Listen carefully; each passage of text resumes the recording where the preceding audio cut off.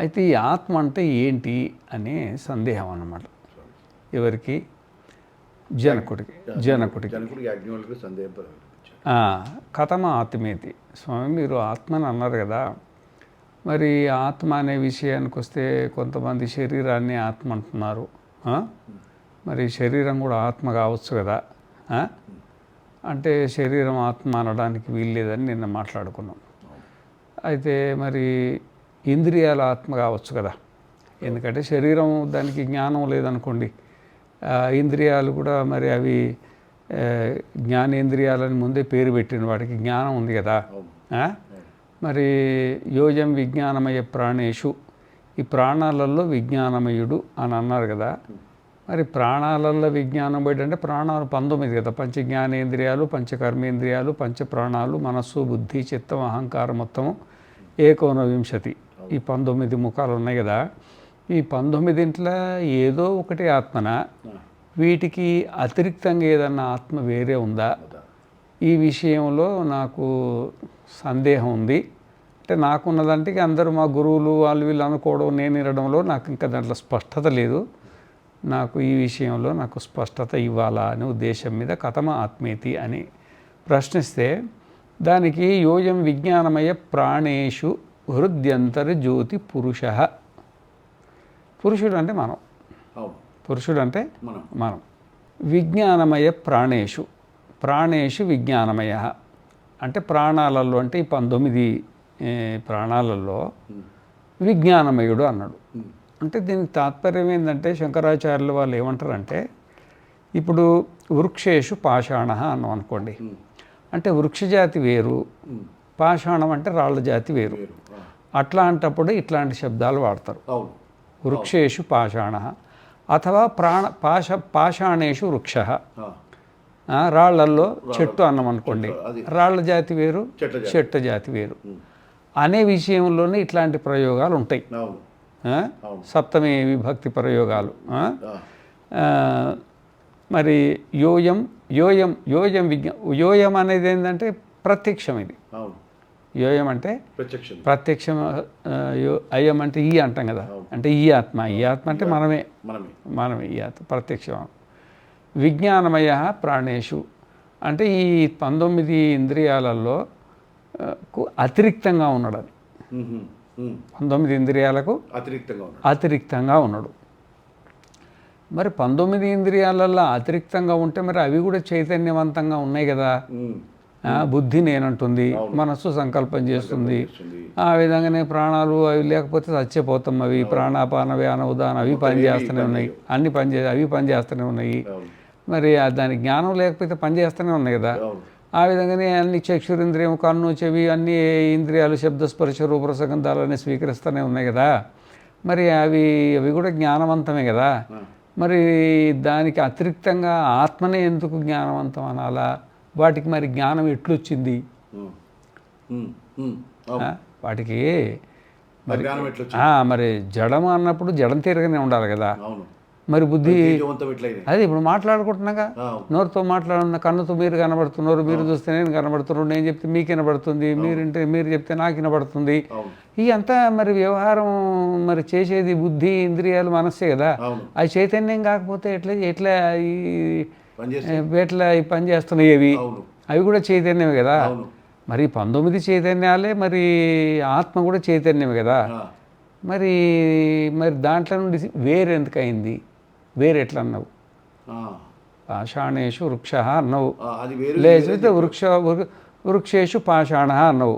ఆడ స్పష్టంగా వృక్ష జాతి వేరు, రాళ్ల జాతి వేరు మనకు కనబడుతుంది.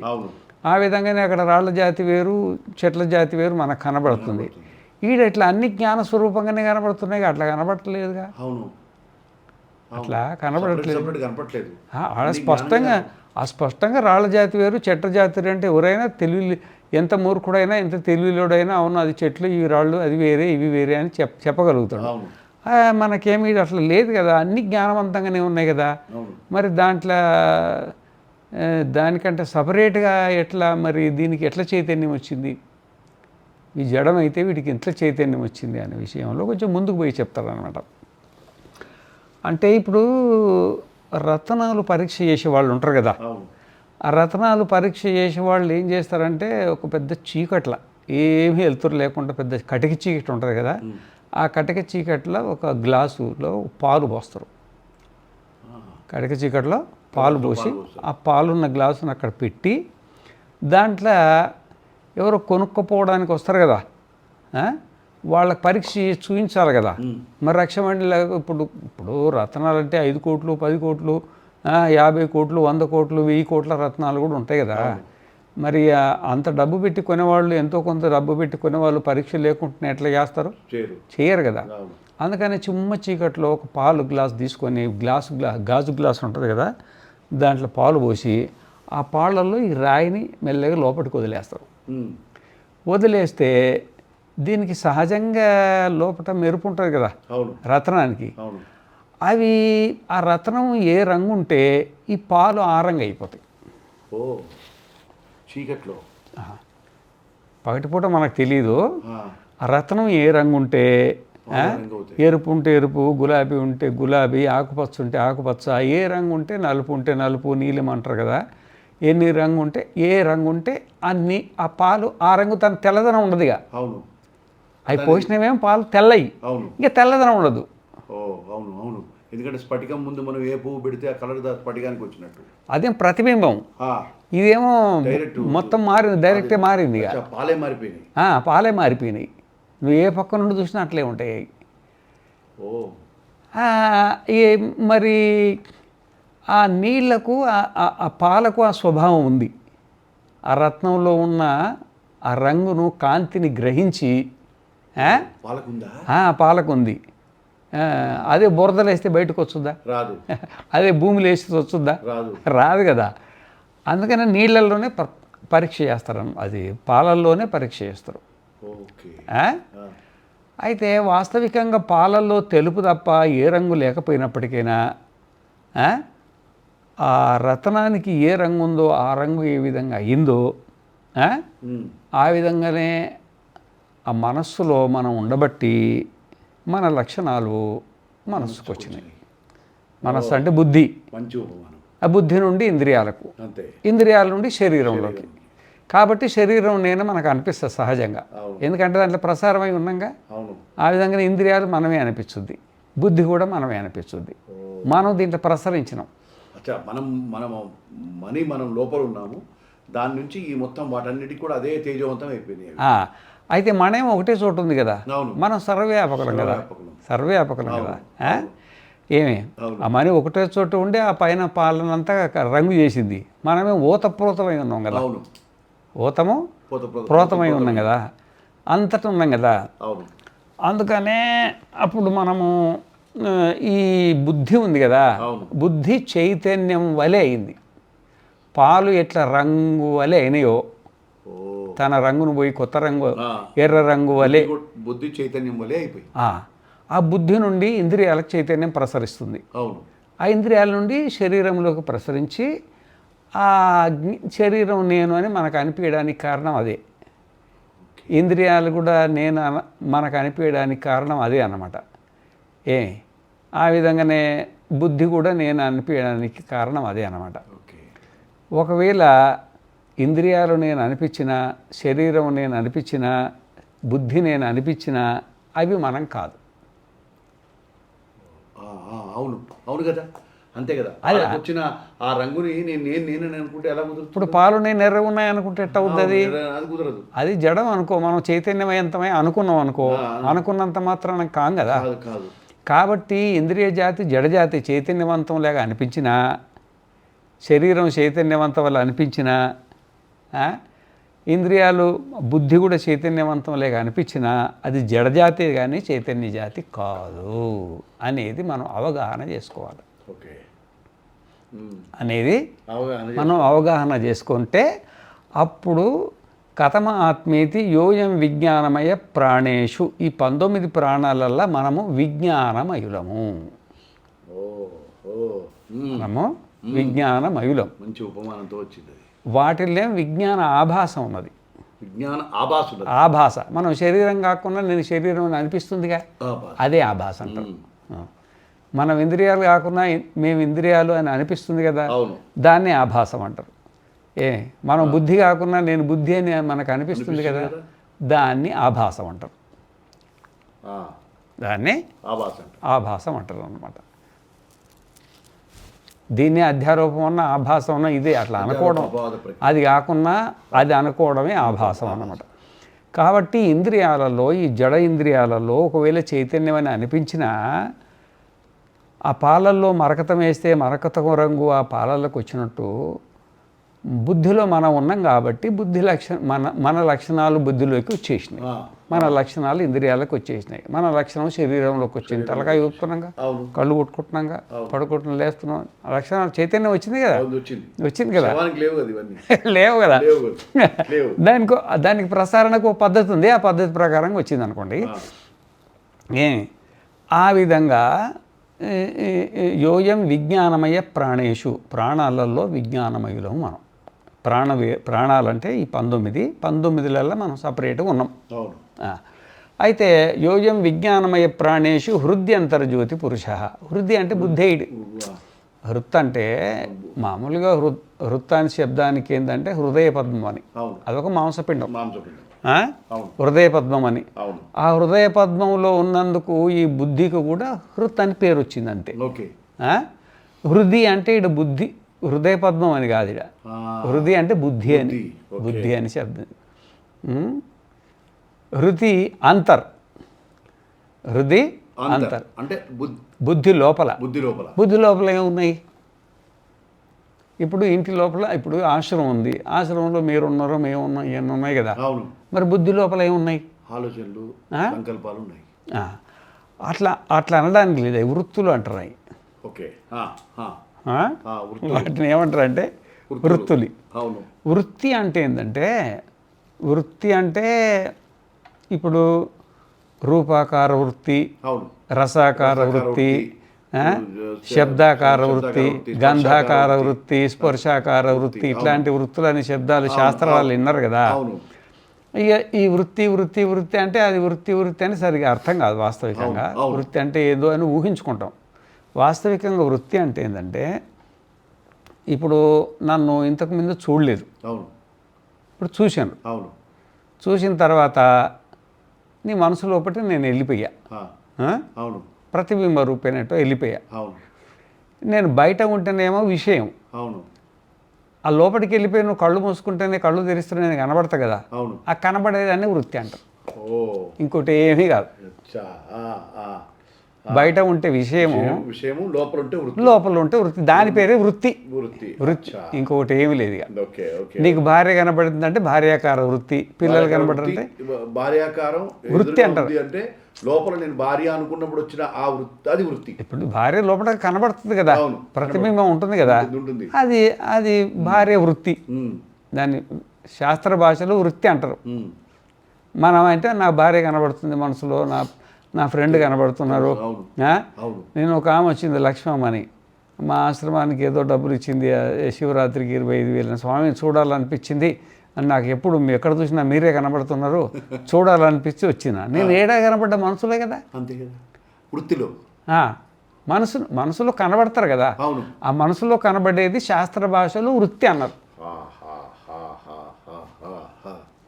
శాస్త్ర భాషలో వృత్తి. నువ్వు ప్రపంచం కళ్ళతో చూసిందంతా రూపాకార వృత్తి. నువ్వేమి బస్సు చూసినావా, రైళ్ళు చూసినావా, దుకాణాలు చూసినావా, సామాన్లు చూసినావా, నీ ఫ్రెండ్లను చూసినావా, నువ్వు ఏమేమి చూసినావో దానికి ఒక బస్సు చూసినాం అనుకో, బస్సు ఆకార వృత్తి అని పేరు పెట్టిండు, అది బస్సే. అంతేనా? ఇక పుట్టిన నుండి ఇప్పటిదాకా నువ్వు ఏమేమి చూసినావో బయటివన్నీ లోపలికి పోయినాయి కదా, అవన్నీ రూపాకార వృత్తులు అని పేరు పెట్టిండు. రూపం అంటే కలర్, రూపం అంటే కలర్. కన్ను మూడింటిని చూస్తుంది, అంటే రంగున్న వస్తువును కన్ను పట్టుకుంటుంది. రంగు ఉండేది సృష్టిలో మూడింటికే, ఒకటి భూమి, 2 నీళ్లు, 3 అగ్ని. అగ్నితో తయారైనవి సూర్యుడు కానీ, పొయ్యి కానీ, దీపాలు కానీ ఏవో అవి చూస్తాం అన్నమాట. నీళ్ళతో తయారైనవి అనుకో ఐస్ క్రీమ్లు కానీ, సముద్రాలు కానీ, నదులు కానీ చూస్తాం అనుకోండి. భూమితో తయారైన ఏమేమి ఉన్నాయో మనుషులు, పశువులు, పక్షులు, క్రిములు, చెట్లు, చేమలు, ఇండ్లు, వాకిళ్ళు, బస్సులు, రైళ్ళు, విమానాలు, ఇవన్నీ ఉంటాయి కదా. ఇవన్నీ అన్ని రకరకాలు మారినాయి కదా. అవును ఒకటే రూపం అంటే కుదరదు కాబట్టి ఆ రూపానికి ఒక పేరు పెట్టిండు. భార్య కనబడితే భార్యాకార వృత్తి, పిల్లలు కనబడితే పిల్లల ఆకార వృత్తి, నీ ఇల్లు కనబడితే ఇల్లు ఆకార వృత్తి, నీకు స్కూల్ కనబడింది అనుకో స్కూల్ ఆకార వృత్తి, హైదరాబాద్ కనబడింది అనుకో హైదరాబాద్ ఆకార వృత్తి, పైన చంద్రుడు కనబడింది అనుకో చంద్రాకార వృత్తి. అంటే చంద్రుడే ఆడ, వేరే ఇంకేం కాదు, దానికి వృత్తి అని పేరు పెట్టిండ్రు. రూపాకార వృత్తి, బుద్ధిలో ఉండేటిది రూపాకార వృత్తి. ఆ విధంగా నేను చిన్నప్పటి నుండి ఏమేమి రుచులు చూసినావో, ఇడ్లీ రుచి తెలుసు, సాంబార్ రుచి తెలుసు, ఇవన్నీ ఎన్ని రకాల మధుర ఆమ్ల లవణ కటు కషాయ తిక్త భేదాతు షడ్రస అంటారు కదా. ఈ షడ్రసాలల్లో కూడా మళ్ళీ రకరకాలు ఉంటాయి, ఎన్నో రకాలు. ఓ ఏమో కొన్ని లక్షలు, కొన్ని కోట్లు, కొన్ని మిలియన్ రకాల రసాలు అవుతాయి అన్నమాట. ఏమి అది అది లోపలికి వెళ్ళిపోద్దిగా, లోపలికి వెళ్ళిపోద్ది కదా. వెళ్ళిపోయి మనకు జ్ఞాపకం వస్తుంది కదా. ఆ జ్ఞాపకం వచ్చిన దాన్ని రసాకార వృత్తి అంటారు. దాన్ని రసాకారం. బయట ఉంటేనేమో నాలిక పైన ఉంటేనేమో రసం, మనసులోకి వెళ్తే రసాకార వృత్తి. ఆ విధంగానే వాసనలు ఉంటాయి అనుకోండి, ఆ వాసనలన్నీ ఇక్కడక్కడ చూస్తాం. మల్లెపూలు ఈ వాసన ఉంటాయి, జాజిపూలు ఈ వాసన ఉంటాయి. ఈ అన్ని వాసనలు పట్టేస్తాం కదా. వాస్తవికంగా శాస్త్రంలో ఉండేది రెండే వాసనలు, సువాసన దుర్వాసన అని. మరి ఆ సువాసనలో కూడా మళ్ళీ ఎన్నో రకాలు ఉంటాయి.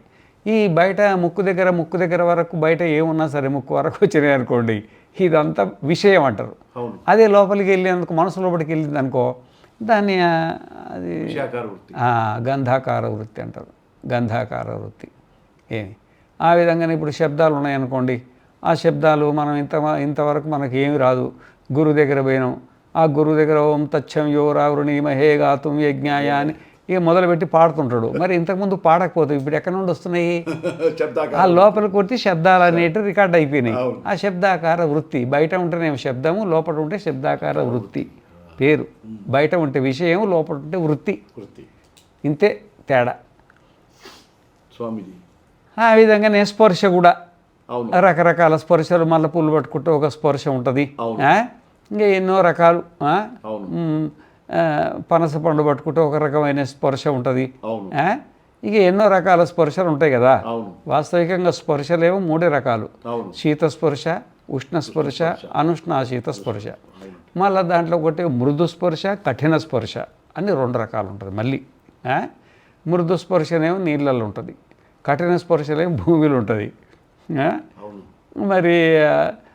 మరి ఉష్ణము, శీతము, అనుష్ణాశీతం మూడు రకాల స్పర్శలు ఉంటాయి అనుకోండి. అనుష్ణాశీతం అంటే ఇప్పుడు వానకాలమేమో మనకు, ఎండాకాలమేమో మంచిగా ఉష్ణ స్పర్శ వస్తుంది మనకు, వేడి గాలి తగులుతుంది. చలికాలమేమో చలి పెడుతుంది, అది శీత. అది చలి కాకుండా మధ్యలో ఉన్న స్థితి. ఇప్పుడు వానకాలం ఉందనుకోండి, అదే స్థితి. ఎండా కాదు, ఏసీ ఇప్పుడు స్టార్టింగ్ లో బాగానే ఉంటుంది, కొంచెం బాగానే చలిస్తుంటుంది. ఇప్పుడు ఈ టైంలో అదే ఎండాకాలంలో వేస్తే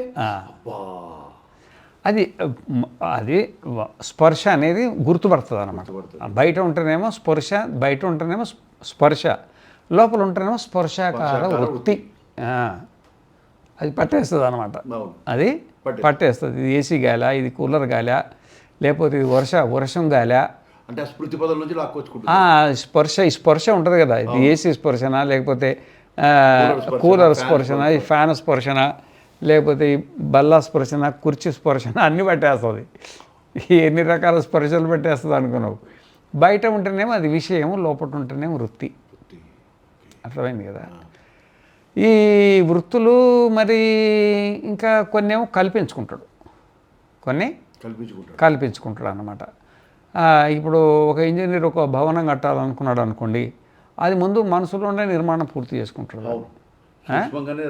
ముందు రెడీ, మొత్తం స్ట్రక్చర్ అంతా మైండ్లో రెడీ అవుతుంది. రెడీ అయ్యి అది ఉంటుంది, అది వృత్తి. మళ్ళీ అది పేపర్ మీద రాస్తాడు.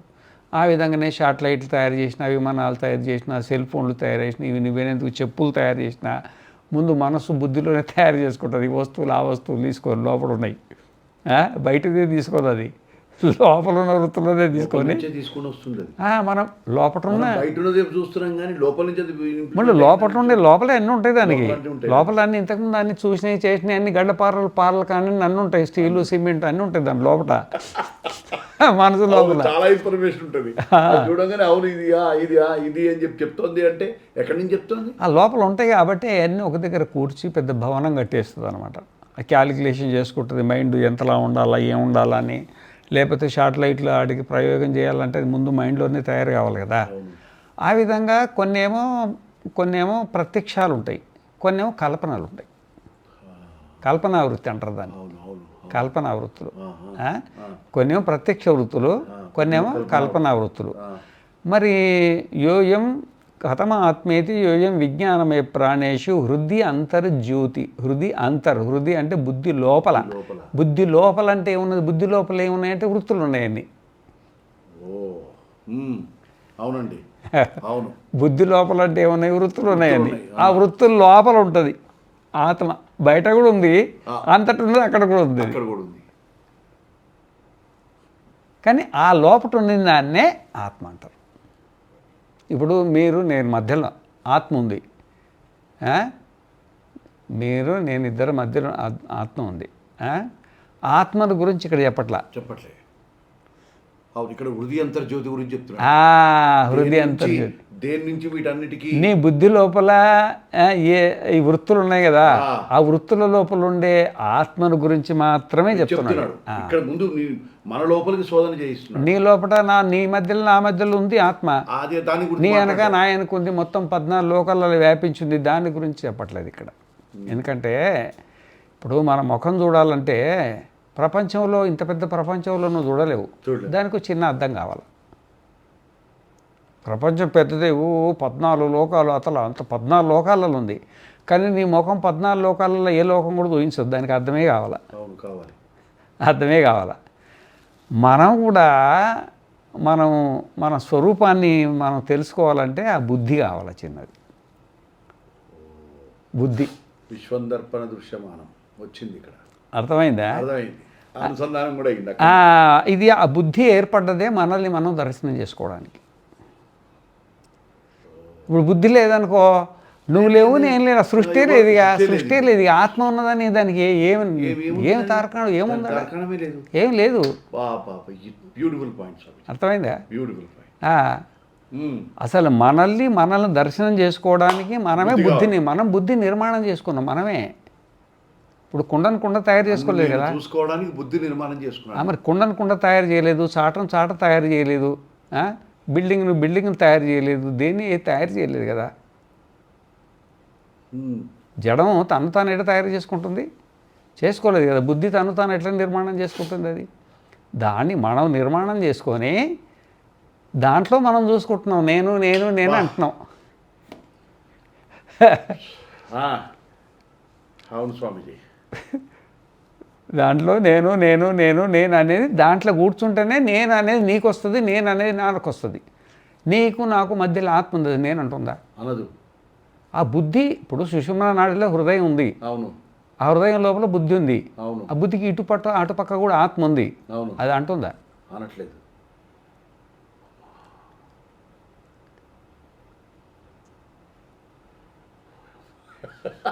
ఇంకో యాజ్ఞవల్కుడి నమస్కారం మాస్టర్. బాగుంది. అంతర్జ్యోతి అర్థమైందా? ప్యూర్. స్వామిజీ ఇక్కడ హృదయ అంతర్జ్యోతి, బహిర్జ్యోతి ఉంది కదా. బహిర్జ్యోతి, ప్రత్యగ్జ్యోతి, పరాత్పర, జ్యోతిర్జ్యోతి, స్వయం జ్యోతి, ఆత్మజ్యోతి, శివోస్మేహం అని మంత్రాలు కూడా ఉన్నాయి కదా. ఇక్కడ బాహ్యజ్యోతి లేదని కాదు, ఇక్కడ అంతర్జ్యోతిని గురించి మనం లోపల మనల్ని మనం వ్యక్తం చేసుకోవాలంటే మనకు ఒక సాధన ఉండాలి. నేనున్నాను అని వ్యక్తం చేసుకోవాలంటే మనకు బుద్ధి ఉండాలి. ఆ బుద్ధి కూర్చోవాలంటే దానికి సుషుమ్నా నాడి ఉండాలి. దానికి సుషుమ్నా నాడి ఉండాలి. ఆ సుషుమ్నా నాడి కూర్చోవాలంటే దానికి ఎన్నుముక ఉండాలి. ఆ ఎన్నుముక కూర్చోవాలంటే దానికి ఒక శరీరం ఉండాలా, దానికి ఎముకలు ఉండాలా, ఇదంతా వ్యవస్థ ఉందన్నమాట. మరి హృదయ కుహర మధ్య సంతతం భావయామి అంటున్నాడు కదా. అదే కదా మరి హృదయ కుహరం అంటే ఇదే కదా, మనమే కదా. హృదయ కుహరం అంటే ఈ ఈ అంతర్వృత్తులని, బుద్ధి వృత్తులని. అహమితి అహమితి అంటుంది ఇది. బుద్ధి వృత్తి నేను అంటుంది అది. ఇప్పుడు మీరు నేను అనేది మీరే అంటున్నారు కదా. అవును. నువ్వు ఇంకెవరైనా వేరే వాళ్ళు భూతాలు దయాలు వచ్చి నేను అంటున్నాయా? నేను దేంట్లో కూర్చొని అంటున్నారు? బుద్ధిలో కూర్చున్నాను. అది అనేది మీరే పరమాత్మ, వేరే ఇంకెవరు లేరు ఇక్కడ. వేరే 14 లోకాలను సృష్టించిన సృష్టి స్థితి లయకాల విశ్వాత్మ నువ్వే ఆ బుద్ధిలో ఉండి మాట్లాడుతున్నావు. వేరే ఇంకో ఆత్మ అంటూ లేదు.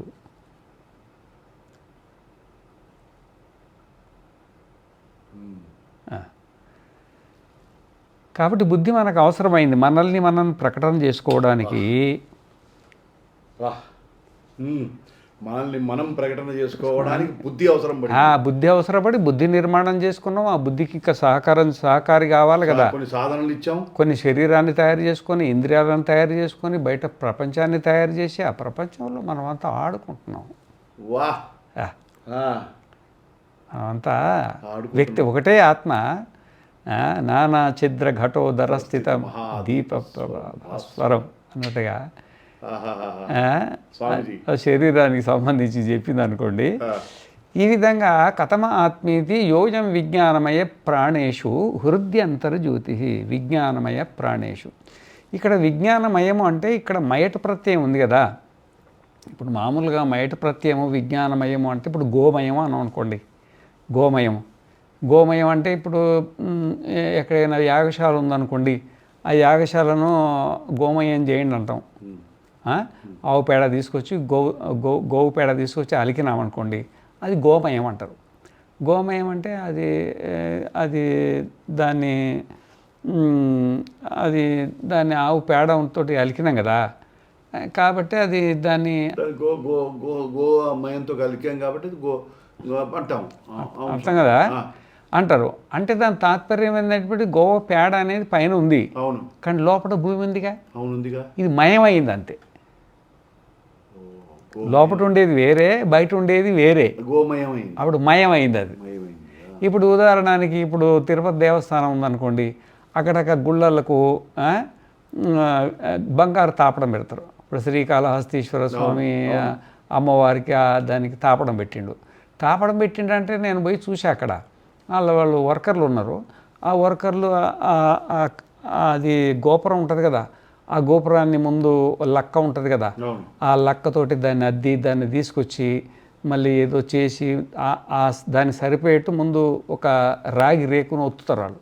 డిజైన్లా ఎట్లుందో అట్లే సేమ్ డిజైన్లో తయారయ్యి ఆ డిజైన్ పూర్తి అయిన తర్వాత ముందు దానికి పెట్టి చూస్తారు.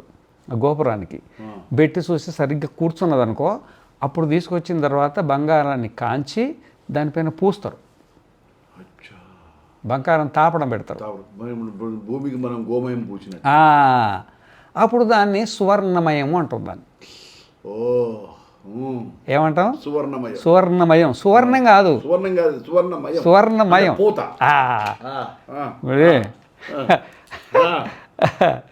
ఏమి ఆయన మరి పరిభాష పదాలు కూడా వచ్చేస్తున్నాయి స్వామి, పదాలు కూడా వచ్చేస్తున్నాయి. సువర్ణమయం అంటాం. అవును.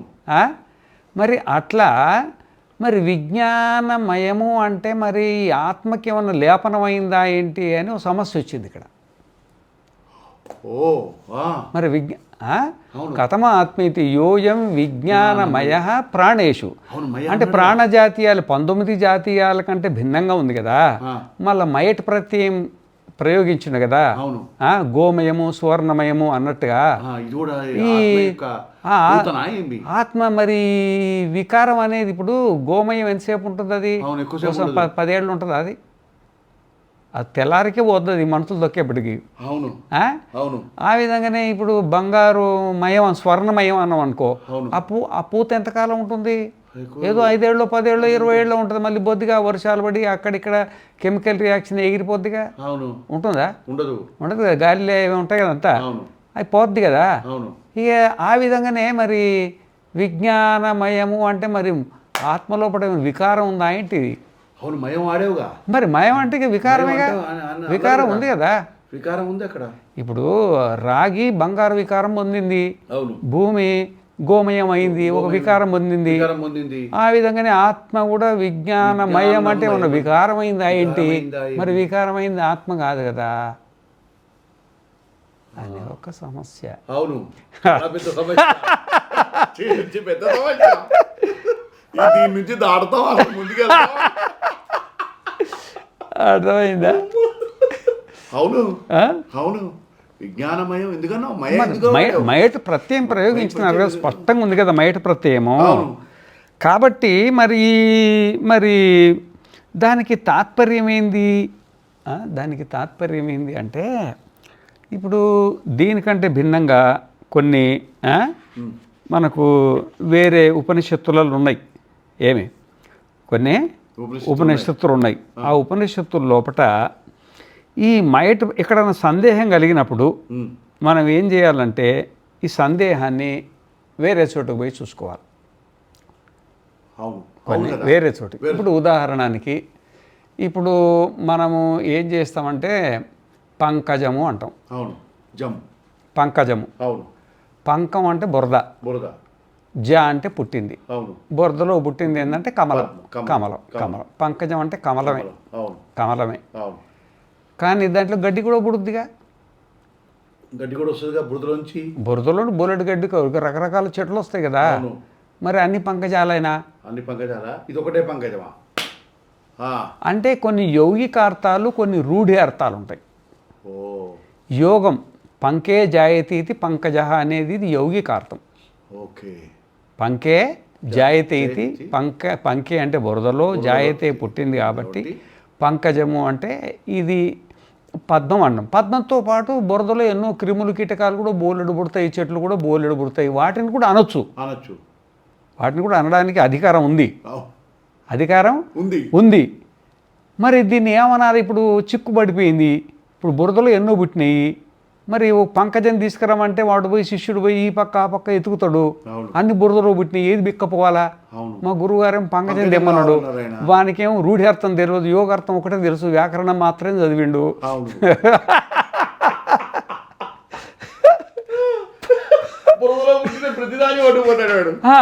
అవన్నీ బిక్కొస్తాడు. తీసుకొచ్చి గురువుగారు మీరు బురదలో పుట్టినాయని వాడికి పోయేప్పటికి రకరకాలు ఉన్నాయి, ఏ దేవాలనో అర్థం కాక అన్ని బీక్కొచ్చిన అని మన ఆంజనేయ స్వాముల వారు అక్కడికి పోయి మరి సంజీవిని ఏమంటే అక్కడికి పోతే మరి దీంట్లో ఏది సంజీవినో ఏదే కాదో ఇవన్నీ మొత్తం బీక్కొచ్చినట్టుగా మొత్తం బురదంతా తీసుకొచ్చి ఆడ పెట్టేసింది అనుకో, నువ్వు ఎత్తుక్కో అంటే అది తెలంగాణలో చేసే పని. ఇది సమగ్రమైన విచారం. కానీ పంకజం అనేది అది బురదలో పుట్టిందే కానీ దానికి రూఢి అర్థం ఏంటంటే పంకజం అంటే కేవలం పద్మమే రూఢి. పద్మమే రూఢి అన్నమాట. ఆ విధంగానే విజ్ఞానమయం అంటే ఇక్కడ విజ్ఞానమేమంటే విజ్ఞానాధిక్యము అని. విజ్ఞాన మీ దాంట్లో ఇచ్చారా? విజ్ఞానమయము అంటే ఇప్పుడు తైత్తిరీయ ఉపనిషత్తు ఉంది. అవును, తైత్తిరీయ ఉపనిషత్తు. అక్కడ బాగుండి మీరు. అక్కడ విజ్ఞానమయం అంటే విజ్ఞాన ప్రాచుర్యము అని. విజ్ఞాన ప్రాచుర్యము. విజ్ఞాన ప్రాచుర్యం. విజ్ఞాన ప్రాచుర్యం అంటే ఏంది? విజ్ఞాన ప్రాచుర్యం అని చెప్పింది తైత్తిరీయ ఉపనిషత్తు.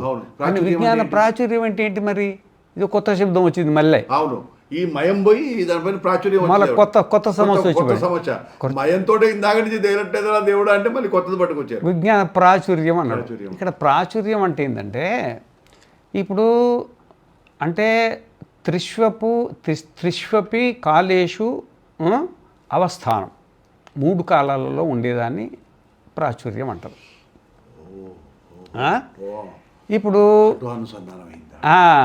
ఇప్పుడు బుద్ధికి జాగ్రత్త అవస్థలో, స్వప్నావస్థలో విజ్ఞానం ఉంది. దానికి జ్ఞానం ఉంది కదా. సుషుప్తికి పోయేప్పటికేమైంది? లేదు. మరి మనకు ఎప్పటికి ఉంటుందిగా. ఇదే విజ్ఞాన ప్రాచుర్యం. ఇప్పుడు మనకున్నది విజ్ఞాన ప్రాచుర్యమా లేక బుద్ధికి ఉన్నది విజ్ఞాన ప్రాచుర్యమా? బుద్ధికి విజ్ఞాన ప్రాచుర్యం ఉంటుంది, ఎప్పటికి ఉండాలి కదా. ఎప్పటికి ఉండాలి, లేదు ఆ జాగ్రత్త స్వప్నంలో ఉంది, సుషుప్తిలో లేదు కదా. అవును. మరి ప్రాచుర్యం ఎట్లా ఉన్నట్టు దానికి? ప్రాచుర్యం మనకు ఉన్నది. ఇట్లా ప్రాచుర్యానికి అర్థం మనం ఏ విధంగా అవగాహన చేసుకోవాలి? ఓకే. ఏమి ఇప్పుడు అనవస్థేషు అవస్థితం, అనవస్థేషు అవస్థితం. ఏమి అంటే అవస్థలు లేనప్పుడు కూడా మనం జ్ఞానస్వరూపులమే. అవును, మనం అవును, మనం జ్ఞానస్వరూపులమే. అవస్థ లేనప్పుడు మనం జ్ఞానస్వరూపులమే, అవస్థలు ఉన్నప్పుడు మనం జ్ఞానస్వరూపులమే. అంటే మన జ్ఞానం అనేది ఎల్లకాలం మనం సత్యము జ్ఞానం అనంతం బ్రహ్మ అన్నాం కదా. మనం సత్యస్వరూపులము, జ్ఞానస్వరూపులము, అనంత స్వరూపులము మనం అన్నమాట. మన జ్ఞాన ప్రాచుర్యానికి ఎక్కడ విఘ్నం ఉండదు, ఎక్కడ విఘ్నం ఉండదు అన్నమాట. అసలు ఎప్పటికీ మనం జ్ఞానమే మన స్వరూపం, లుప్తమయ్యే స్వభావం లేదు. కానీ బుద్ధికి జ్ఞానము దాని స్వరూపం కాదు. అది వృద్ధికి అది స్వరూపం కాదనమాట. ఇప్పుడు మణికి రంగు అనేది దాని స్వరూపం, అది పాలకు వచ్చిన రంగుది కదా, దాని స్వరూపం కాదు, అది సంక్రమించింది. బుద్ధి కూడా సంక్రమించింది అది.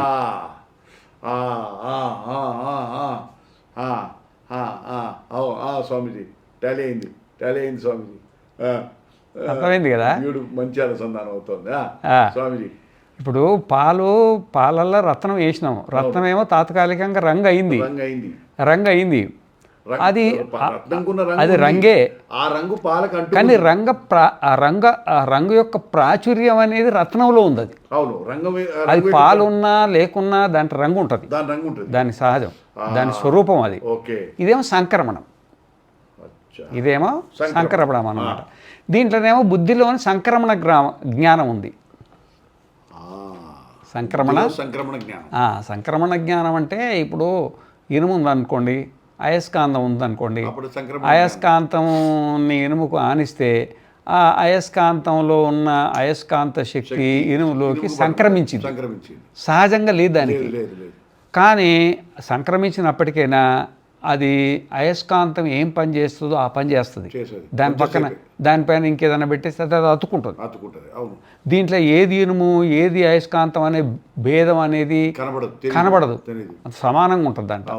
ఆ విధంగానే బుద్ధి లోపట మనం ఉన్నాం, మన జ్ఞానం దాంట్లోకి సంక్రమించింది, మన జ్ఞానం దాంట్లో సంక్రమించి మనం ఏం పని చేస్తుందో అదే పని చేస్తుంది. అది నేను నేను నేను అంటుంది అది. మనం నేను అంటున్నాం, అది కూడా నేను అంటుంది. రెండు నేనులు ఉన్నాయి ఆడ. అహమితి అని మనం అంటే అది కూడా అహమితి, నేనున్నాను, అది నేను అంటది అది. ఆ నేనులో మనం నేను కలిపినాం, అదే కదా సృష్టి. ఆ నేనులో మనం నేను కలపడమే సృష్టి. ఆ నేనులో నేను కలపక అహం బ్రహ్మాస్మి నేను పక్క వచ్చినాం అనుకో, ఆ టపిక్కిన రాగిపోతుంది. అయస్కాంతాన్ని ఇనుము నుండి దూరం చేస్తే అది దాని ఎక్కడ పోతుందో అడ్రస్ లేకుంటుంది దాని శక్తి. ఆ పాల నుండి ఆ రత్నాన్ని పక్కన పడేస్తే దాని రంగు ఎట్లా మాయమైపోద్దో. స్వామీజీ 15 సంవత్సరాల నుంచి శంకర భాష్యం చదివానా, కానీ మీరు ఒక కొత్త ప్లేన్ ఎక్కించారండి స్వామీజీ. అది ఉన్న ప్లేనే నేను ఎక్కించేయలేదు, డిఫరెంట్గా ఎక్కిస్తున్నారు. అది టేకప్ ఎట్లా అవుతుందంటే ఒక డిఫరెంట్ లెవెల్లో అవుతుంది టేకప్. అదే నాకు తీసుకుని వెళ్ళి ఎట్లా దాన్ని విడమర్చి మొత్తం దాన్ని ఇదిరా బాబు పరిస్థితి, ఇదిరా బాబు అని పరిస్థితి అని చెప్పి అద్భుతం స్వామీజీ. అది మనం బుద్ధిలో ఉన్నాం కాబట్టి ఆ బుద్ధిలో సంక్రమణం అయింది ఇది. అది మనం బుద్ధిలో అది నేనంటుంది, మనం నేనంటున్నాం. ఆ నేనుకు మన నేనుకు తేడా లేకపోవడమే సృష్టి. ఏమి సృష్టిని నేనున్నాను అంటేనే నేనున్నాను, ఇది నాకు కావాలంటేనే సృష్టి ఉంది. ఆ నేనులో నేను కలిపితేనే సృష్టి. నేను తీసేసి ఆ బుద్ధిని పక్కన పడేసినాం అనుకో, నేను బుద్ధిని కాదు, నేను బుద్ధిని అహం బ్రహ్మాస్మి అన్నం అనుకో, ఆ అయస్కాంతం నుండి ఇనుమును పక్కన వేస్తే ఏం స్థితి అవుతుందో. అంటే నాకు సుషుప్తిలో జరిగింది అదే. నాలో నేనున్నా, బుద్ధి మీద నేను బేస్ అవ్వలే. కాబట్టి సృష్టి లేదు ఇంక అక్కడ. ఎప్పుడు నువ్వు వేరుగానే ఉన్నావు. అవును. జాగ్రత్తలోనే వేరుగానే ఉన్నావు, స్వప్నంలోనే వేరుగానే ఉన్నావు, సుషుప్తిలో కూడా వేరుగానే ఉన్నావు. స్వామిజీ మనం వేరుగానే ఉన్నాము. అవును. బుద్ధి మనం ఎందుకైతాం? కాదు, కానీ దాంతో తాదాత్మ్యం చేసి ఆ నేనులో నేను కలిపేప్పటికీ నేను జాగ్రత్త అవస్థలో ఉన్నా, నేను స్వప్నావస్థలో ఉన్నా, నేను సుషుప్తి అవస్థలో ఉన్నా, ఆ నేనులో మర్నాడు పొద్దున జాగ్రత్తలోనే చెప్పి మంచి నిద్ర పట్టింది, ఆ నేనులో నేను కలిపినావు కదా. ఆ నేనులో నేను కలపడమే సృష్టి. అయింది అక్కడ. అదే సృష్టి, దాని పేరు సృష్టి, వేరే ఇంకేం లేదు. ఆ నేను నుండి పక్కన వచ్చేసినాం అనుకో మనం, ఆ నేను కాదని, ఇంకేముంది, మనమే. పూర్ణమద పూర్ణమిదం పూర్ణాత్ పూర్ణముదచ్యతే పూర్ణస్య పూర్ణమాదాయ పూర్ణమేవావశిష్యతే. ఓం శాంతి శాంతి శాంతి. ఓం తత్సత్. నారాయణ.